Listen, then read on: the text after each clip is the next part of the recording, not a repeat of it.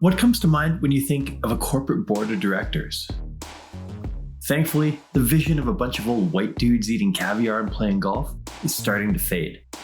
And the implications are massive. Now, it's no secret that the pace of change continues to accelerate.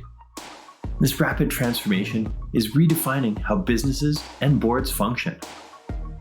The role of modern boards has changed dramatically, and they're playing a greater role in corporate governance and ultimately business performance. We live in an exciting time that's expanding the opportunity and potential for people like you to make a massive impact on business and society. Today we talk about why joining a board of directors can be a great way to do that, why it can be beneficial to add to your career plan, how to make it happen, and how to avoid some of the most common mistakes people make when trying to join a board. Welcome to the Working Well podcast, the show that explores the rapidly changing landscape of work and well-being. Each episode, we dive into the hottest topics in leadership, employee well-being, and the future of work. I'm your host, Tim Boris. My guest today is Janelle Brittain, CSP. She's founder and CEO of Dynamic Performance Institute, a 30-year-old firm that works with leadership of companies and their boards. For 47 years, she served on a variety of boards while matching over 1,000 executives with their ideal corporate board. She consults with boards to assess their governance effectiveness, help with interventions, advises the CEO and board chair how to work together, and lends expertise to resolve other important board issues. She has been a managing director of Mastermind Advisory Board, and for 12 years was the director of Boardology Institute for Boardroom Bound. Welcome to the show, Janelle. It's so great to have you here after previous conversations. Welcome. I'm so glad to be here with you, Tim. You have such an important mission behind your work.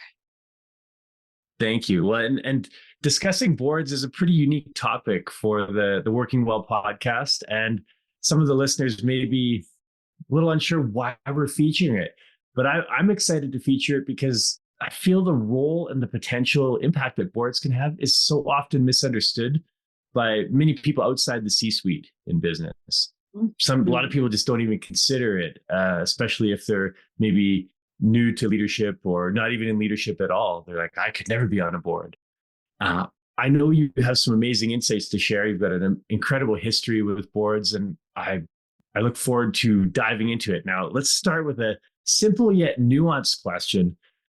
Why should people even consider being on a board? You know, so often, as you say, people are focused on their jobs, their family, their personal lives, their health, and yet they will complain about the company. Complain about this and complain about that. I would ask, so what do you want to do about it? And one of the things you can do about it is you can get on, for instance, a corporate board. You can also get on nonprofit boards. And you can have a much bigger impact and create and transform organizations and companies so that people can be healthier. Let's say it's a heart association or Alzheimer's or children's organizations for nonprofits. You can have such a huge impact that feeds your heart. And they talk a lot about longevity and some of the factors that cause people to live long lives. One of them is that you feel that you're having an impact.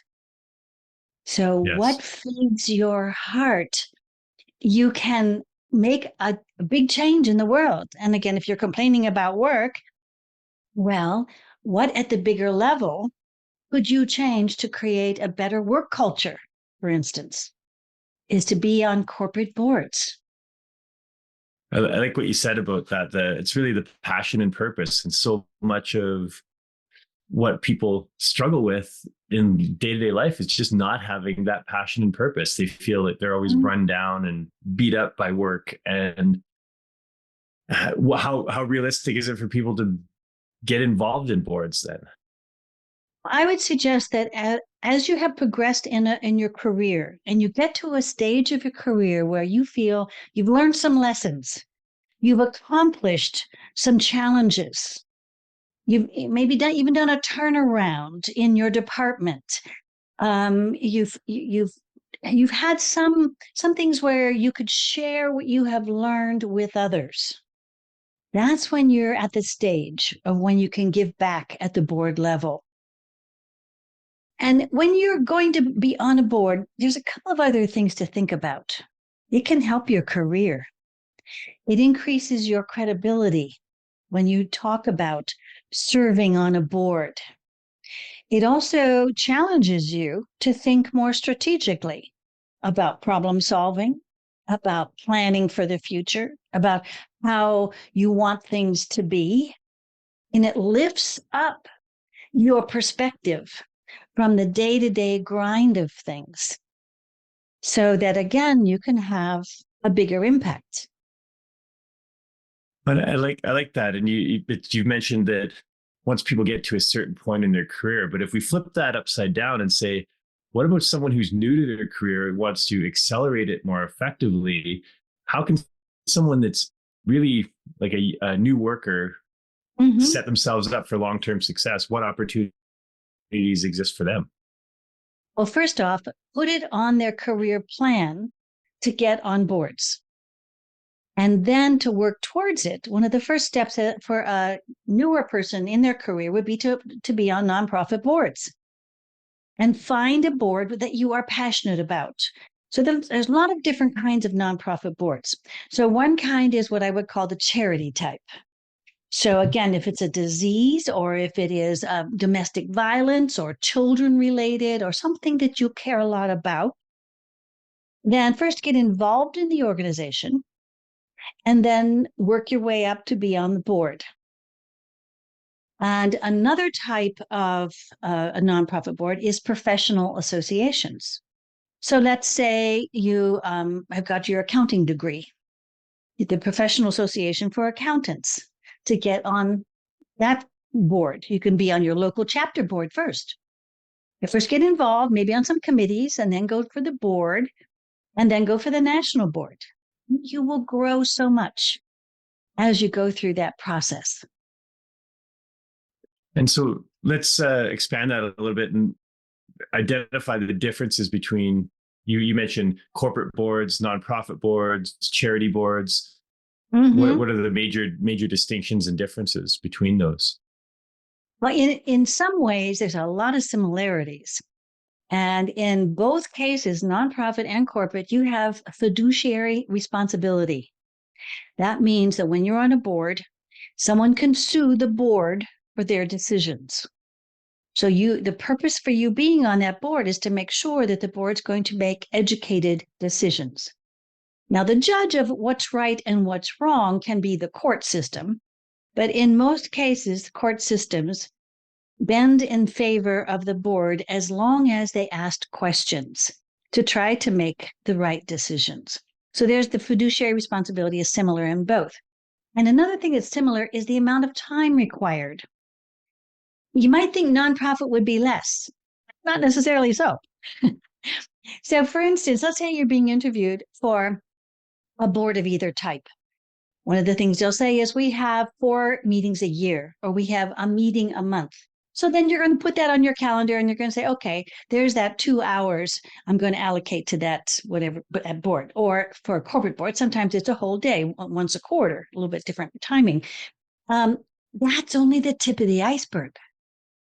There's much more than that. So most studies say it takes an average of about 200 to 250 hours a year to serve on a board. So a question to ask yourself is, do you have that time? Yeah. And now something that is different, though, as you may already assume, between nonprofit and corporate, you get paid for being on the board. And let's take, well, how much as an example. If you are on, let's say, in a corporate advisory board, startup company, and they want you to meet just once a quarter, a couple of hours, they might just pay you $500 for the meeting. And I'm speaking in US here, but Canada is very similar. But then as you would work with more mature companies, then like private companies, the averages are somewhere between 10 and 70,000 a year to be on those boards. If you're on public companies, then it usually goes way up from there, from 100,000 to 800,000 a year. So again, depends on the size of the company, the maturity, private or public. But again, corporate boards have the compensation. Yeah. Yeah. Because a lot of people call not for profit boards volunteer boards. Right. Maybe it's your local church or your Yes. community, like you said, community association or something like that. The kids sports Mm-hmm. organization are volunteer boards.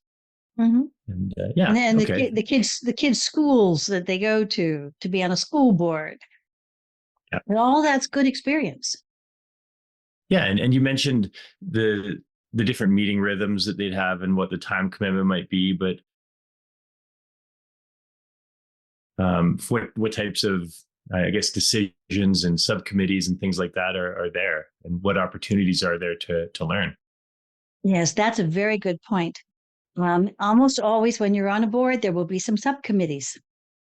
And so you need to count that time in there too. So on, let's say, corporate boards, almost all board positions have to serve on at least one, if not two, sometimes three committees. So it could be audit committee. And again, on the corporate boards, they would have something called the nominations or governance or human capital or leadership development type of company. It's the people oriented kind of committee, excuse me. So there's again different kinds of committees. On a nonprofit, there will be the fundraising committees. They may have audit committee as well. They may have strategic planning committee. So there would be different committee works that you would have to serve on too. And how does that feed into that overall time commitment of the 250 hours approximately, or is that on top of it? No, that feeds into it. Yeah. Yeah. Okay. And another piece is how much does it cost for you to be on a board? Now, there are some charities that they want you to say that you will invest in the charity $1,000, $5,000, whatever their ask is, or if you can't do it, that you would be able to tap other people to bring in that amount of money. So just be sensitive that in a charity scenario, they may be asking you to be a donor as well. And that brings up a good point, is different people bring different skill sets to the table, and being very clear about what that skill set is will help you find your place on the board. Especially in the charity side, a lot of times it's, if you can bring a big book of business into potential donors into the business or into the organization, then you're basically in a fundraising role for that board. But there are other people that come in from a strategy or operation, if we call it old school Rolodex. Right, right. Of And contacts. exactly. And some of that applies also to small companies. Small companies may ask their board directors to fundraise, to try to find venture capitalists and those kinds of connections, or prospective clients. Introduce the company to prospective clients. So that could be a requirement for a smaller company in what they're looking for. And to take a small little aside, is you worked on boards in some capacity for 47 years, and you've got a wealth of experience. How have you seen maybe not the role, because I think the overall role of boards has been pretty stable, but how have you seen it evolve over the Oh, years? it's dramatically changed, especially in the corporate world. In the olden days, 20 years ago or earlier, the boards were all made up of senior white males. And they were almost all CEOs with the occasional attorney or CPA. And we have been able to break through the glass ceiling through a variety of approaches, whether it's been legislation, regulations, social pressure, variety of things to get more women and minorities on corporate boards. So that has caused a major revolution. The other revolution that happened was shortly after the year 2000, when the inner workings of the boards became public, when some major companies started to, we learned about fraud in some major companies, and it went all the way to the board level, like the Enrons of the world and others. So then that opened up the boards, and now the requirements on boards and the visibility of what corporate boards do, public ones, is so much greater than it ever had been before. But it makes them be more responsible and to do the job that they were really there before to do before. Because what would happen is it was sort of like a country club. They come together for their quarterly meeting. They meet for a couple of hours. The board members rubber stamp whatever the CEO wants, and they go golfing for the rest of the time. In today's world, it's serious business because they are now being held accountable. So that board culture has dramatically changed. Now, there's another change that has happened, and that has to do with social responsibility kinds of things, ESG, environmental, societal, and governance focused kinds of issues. And so now boards are putting on their boards people who are specialists in that area. Now, other social or subject matter expertise areas that are really hot right now is anybody in IT, AI, blockchain, cybersecurity, any of those areas or combination of those areas, boards are looking for you because they suddenly need to know what are the right kinds of questions we need to be asking our head of IT to make sure that our company is not going to get hacked, is not going to have problems, not going to be held ransom, all kinds of issues that companies and boards are having to face. So the makeup of the boards is so different now. There still may be a couple of CEOs on the board, but there are also more subject matter experts on the board than ever before. Yeah. And from what you said, taking a more active role in the governance and direction of the organization rather than just rubber stamping. And I think we see that in the news quite substantially based on how much more open the black box has become since the Enrons of the world. But exactly, and a lot of what I've been talking about is public board focused, and your first board will probably, I'm speaking to the general world out there, your first board will probably not be on a public company board, probably be on a private company board. And quite frankly, the opportunity is much greater on private company boards. In the US, 98% of corporations are privately held. Only 2% are public. Now, we hear about the public ones there in the front pages of the newspaper, but the private ones we don't hear about unless it's a real catastrophe kind of thing. So again, the opportunity is much greater for your first boards, for small, medium, and large privately held companies, whether it's family owned, or private equity owned or whatever. There's much more opportunity with privately held companies. And so how would someone go about finding these private companies and getting on boards? Oh, that's the big question. So let me share the answer to that in a couple of segments. One is, if you've decided that it is at the point of your career where you feel you have something to offer at the board level, then I help you translate your executive accomplishments into board language. So it's very important that you know how to speak board language versus executive language. It's very different. And you can mess up an interview, for instance. You can mess up how you talk about what it is you bring to a board by putting it in the wrong language. So we take that and we put it into a board resume. And then we also look at your LinkedIn and we tweak your LinkedIn to have more of a board focus, because you can get board opportunities through LinkedIn. And then you will learn how to network differently. Now, what some people will say, well, if you want to be on a board, don't you just go around telling all kinds of people, I want to be on a board, I want to be on a board. You know of any? That's the quickest way to reduce your credibility. That's showing that you don't know how to get on a board.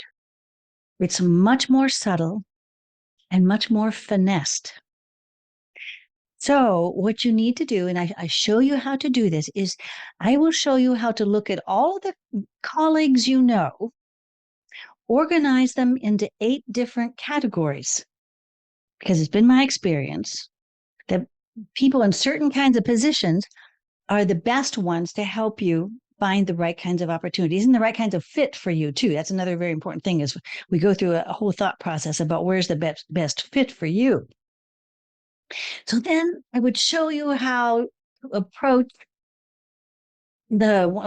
each category of type of person correctly so that you don't turn them off, so that you present yourself at the board level and have that credibility when you're having that conversation with them. So they're not just looking at you as the manager that they've known you as or the executive that they have known you as. They're seeing you as a board director.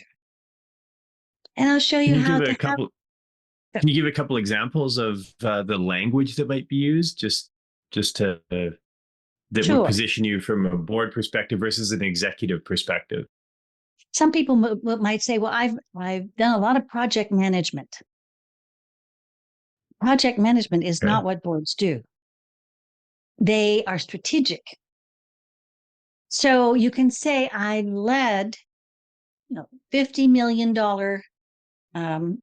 projects towards accomplishment to prove X amount of growth, or whatever, or to do a turnaround or to create a greater efficiency. So the focus is on leadership and outcome versus some of the language we have been trained to use as managers and executives, as you would say to your business person down the hall kind of conversation. And one thing I have noticed as well is the difference between the strategy and the operations. Boards don't get operational in the business. They're stepping back and looking at the strategy aspect, making sure that's in place. Well, we hope so. But let me give a couple of caveats on that one. It depends on the maturity of the company or the nonprofit even. We have a phrase in the board world, and that is you should have your nose in and your hands out. So that means you're monitoring through reporting as to what's going on. That's the nose in part.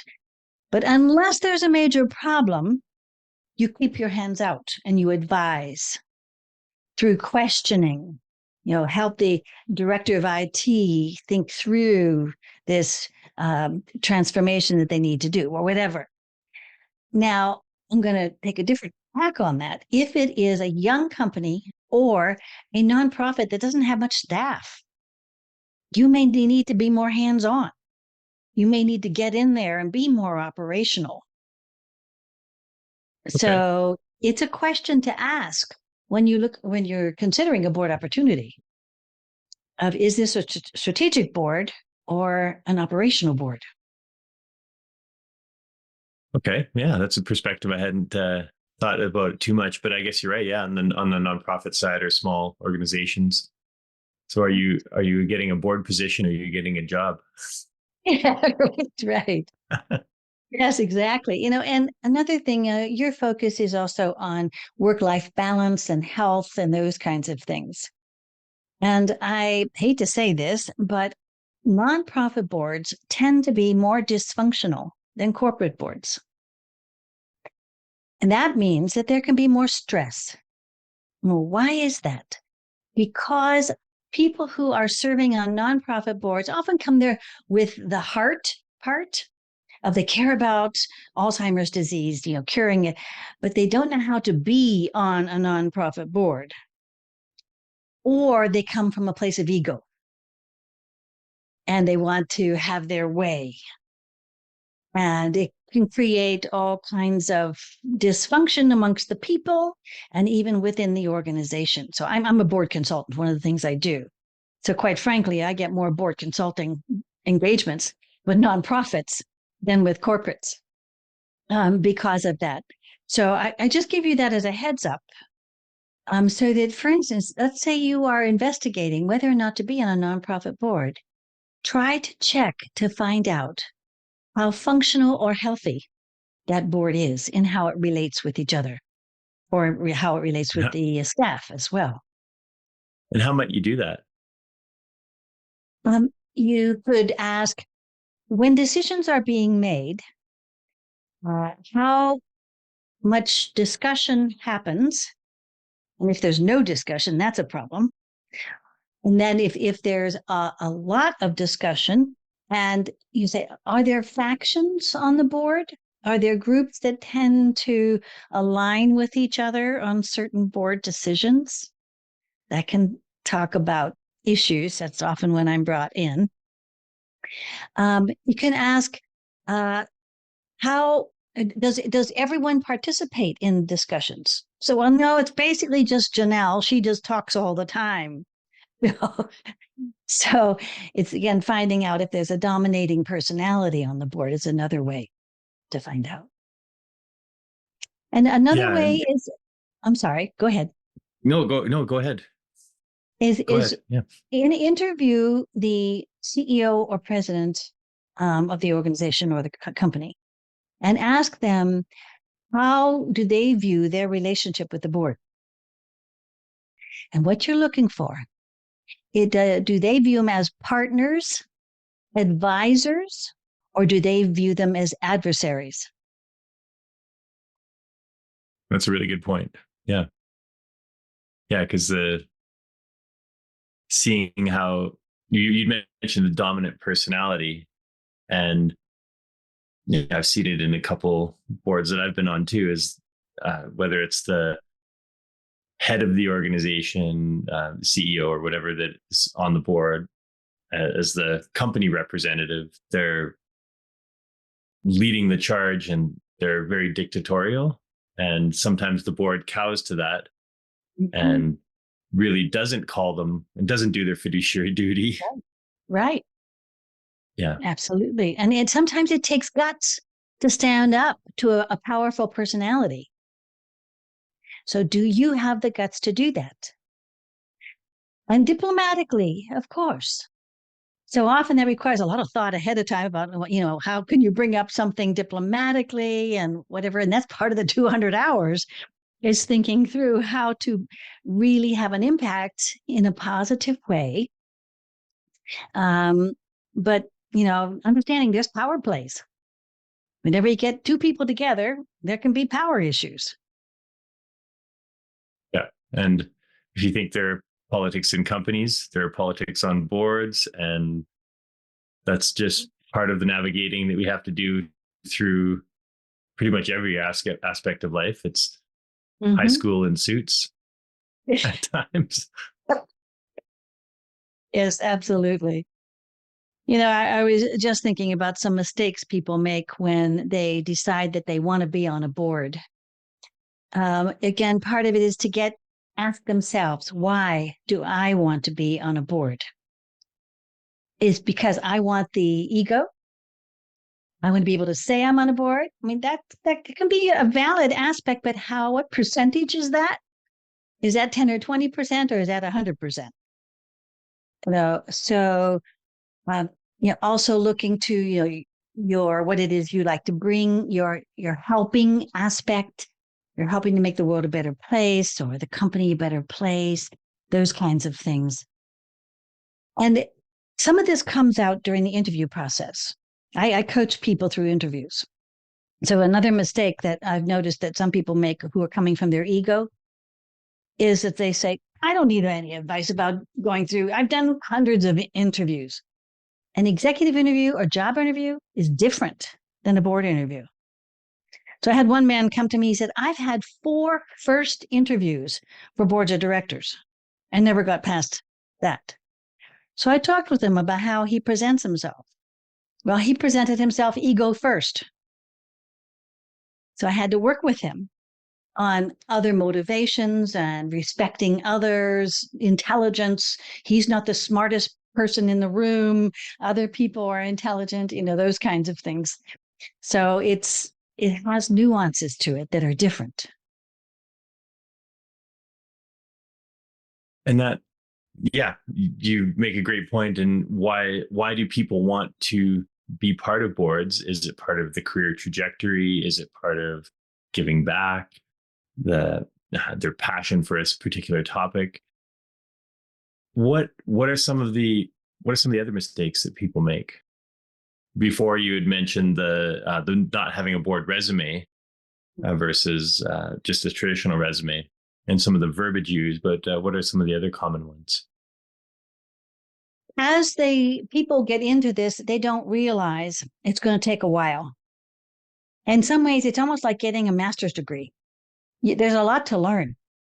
So, for instance, I advocate that you start getting some e-newsletters or magazines and journals that have to do with boards, so that you start to get a mindset that has to do with what it's like to be in the boardroom and the issues that they face and how they address them. In addition to that, it can take a long time. Let's say it's a publicly held company or a large company. They plan in advance a year to fill a position. So it can take 1 or 2 years to get on a big company board.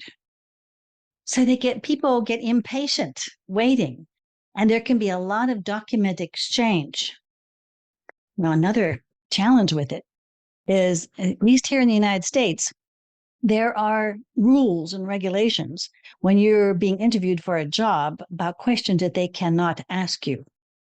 However, for a board interview, there are none. Really?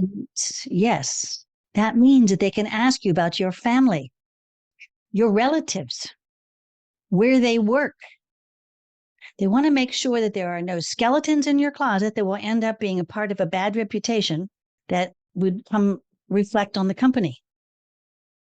And do any of your relatives work for the competition? So there's a variety of those kinds of questions that you might initially be offended by that you need to be prepared for, that I would help you with in preparations for the interviews. And sometimes the interviews will be done by the whole nominations committee at once, and they'll be firing questions at you. Just a variety of challenging situations through the process that I help coach people through. And what are typical people would serve on a board for? Good question. Generally, it's multiple years, and each nonprofit or corporation will have a stipulation of term, or some don't have. Both nonprofit and corporate, some don't. They should.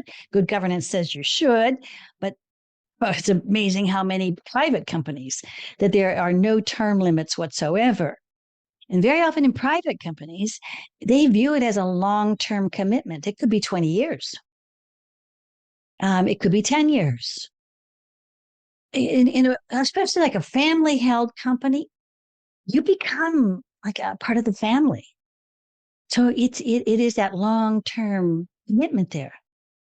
However, please know that you should be ready to walk and leave a board at any time if you think that they're doing something illegal, unethical, or that you don't believe in is the right way to do things.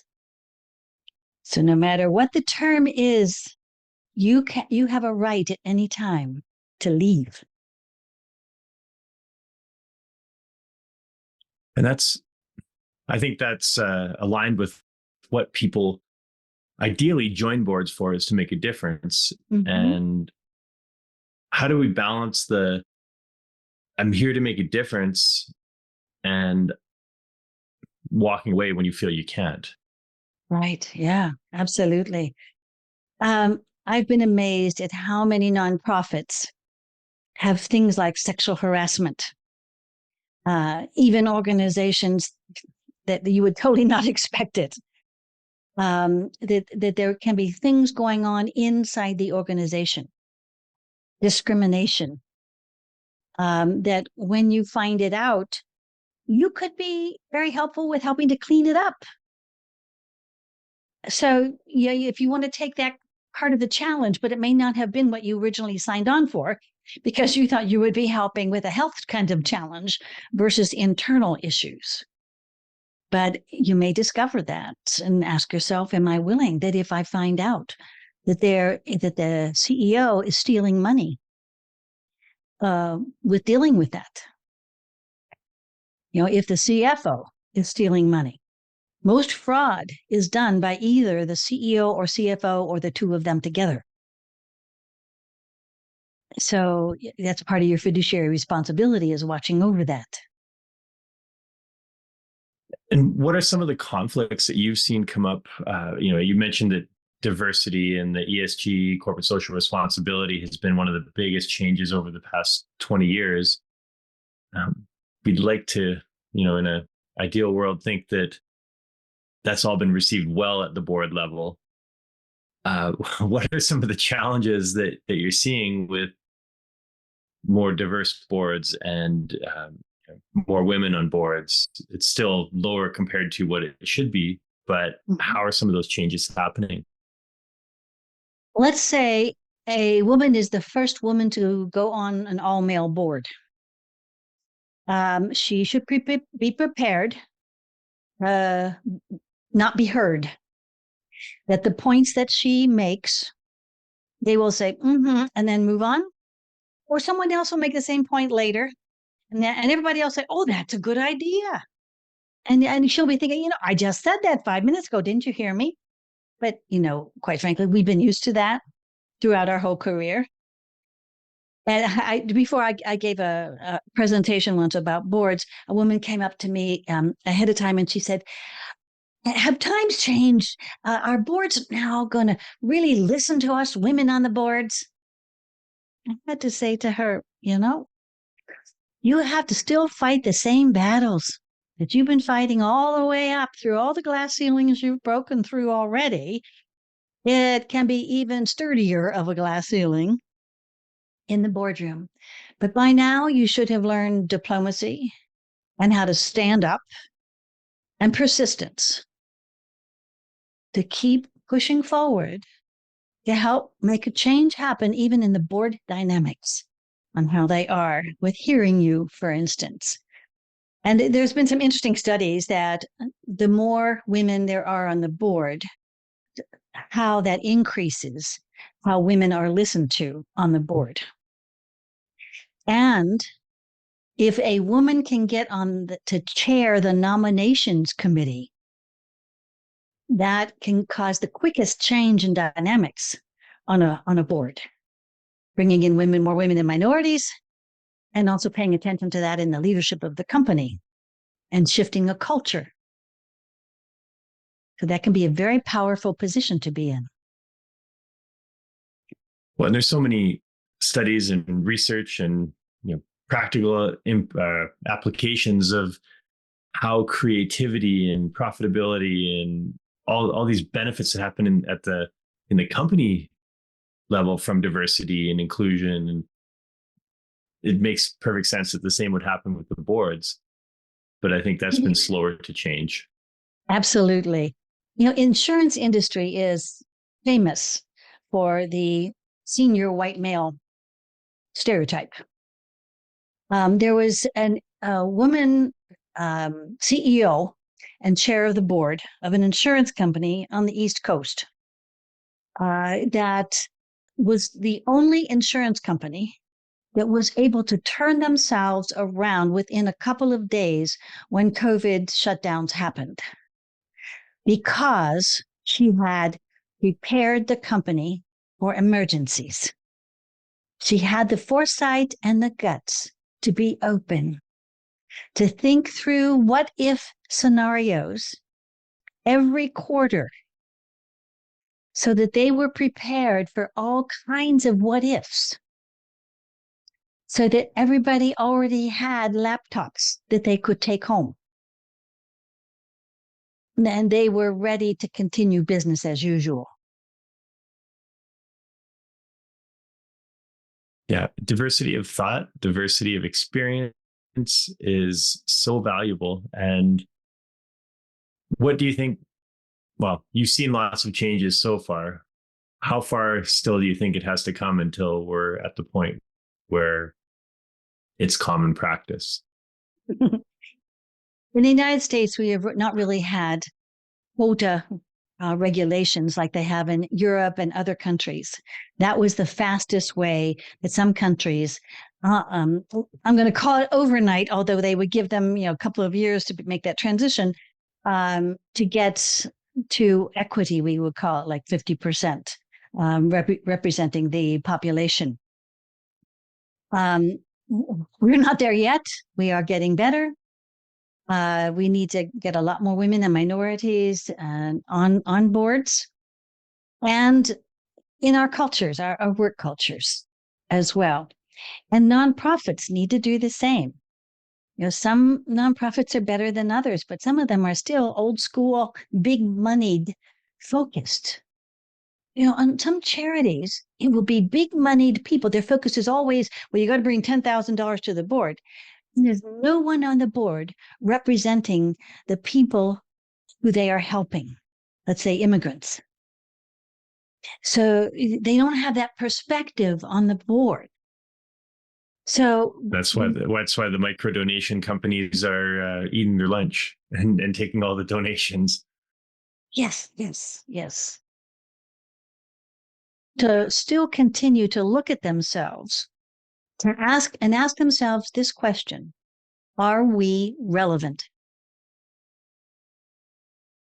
Are we really being responsible for our mission? Whether it's corporate or nonprofit, they all have a mission.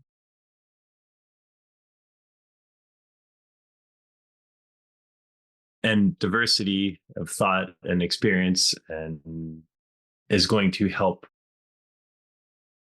I guess, take the blinders off in a lot of cases. Mm-hmm. Because when you have that, mono focus, mono thought on, hey, we're just going to keep doing what we're doing, that's where you get the blind spots. And a lot of times people aren't even aware of the group it's the idea of a blind spot, the group think. Yes. Yeah. And so the people who are, quote, in the category of diverse, need to have, again, diplomatic guts to challenge current thinking. So those important skills for someone who's coming up in that category. Now you had mentioned, you do coaching and helping people work through how to get on boards and set themselves up for success.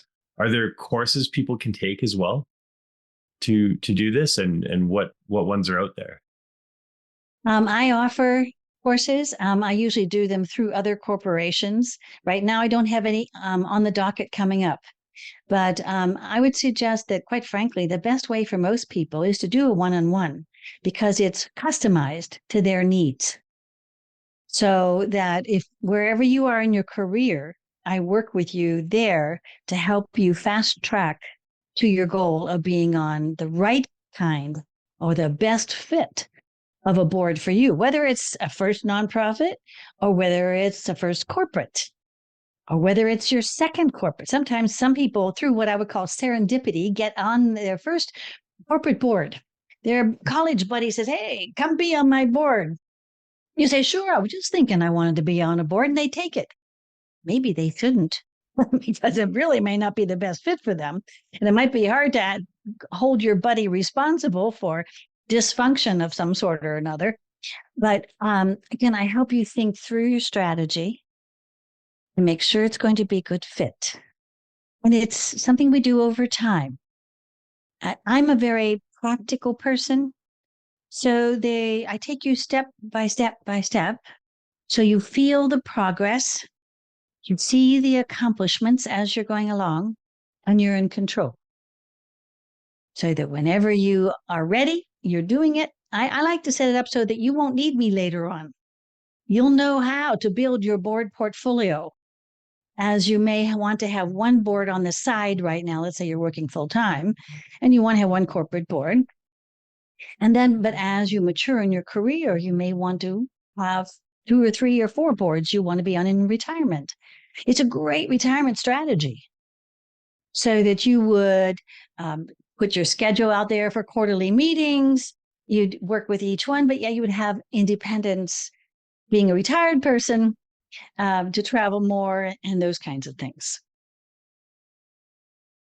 And, nice career and strategy. these are, yeah, exactly. And the skills you've talked about is how to position yourself, and the how to build your resume and some of the verbiage you use.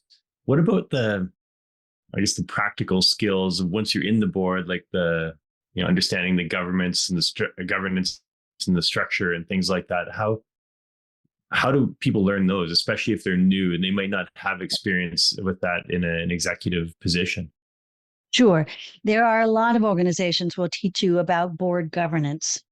So their universities very often have programs. The National Association of Corporate Directors has programs. There are online programs. So check them all out. There's a variety of different approaches. Again, it depends on what you're looking for. And again, if I work with someone one-on-one, I could give you some guidance. But I will also tell you that I do help some of my clients once they are on a board with board governance issues.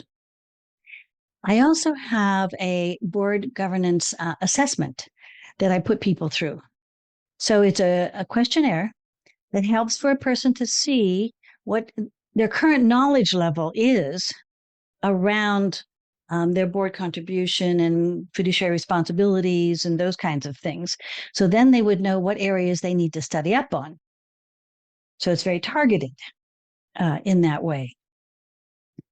But the board governance is something to be constantly studying. I find it fascinating. I'm a board nerd. I was just reading an article over breakfast about some board issues, but it's fascinating. It's intellectually stimulating. And if you like to your passion learn, for it comes out. Yeah, your passion for it is loud and clear, and I love that. I love speaking with people that are so passionate about what they do. And as I've been on boards over the years, I've seen both the power and the dysfunction of some, and it's fascinating to me. And I love to see how boards can positively impact the organization or the business that they're working with. And for me, that's a plan and a progression that I want in my career as well. And I've been on not-for-profit boards so far, and I'm curious to see what the corporate boards are like and how it's different. Mm-hmm. It's very exciting. So, Janelle, I could keep talking about this for a long time, but I know I'm conscious of our time. What can people do to find out more and find you online? Where are you located online? I am at Janelle. My email is Janelle, JANELLE, at boarddynamicperformance.com. As I know it's a long one there. So Janelle at dynamicperformance.com. And my website is boarddynamicperformance.com. So you can go to that website and learn more about the variety of board-related coaching and services that I offer.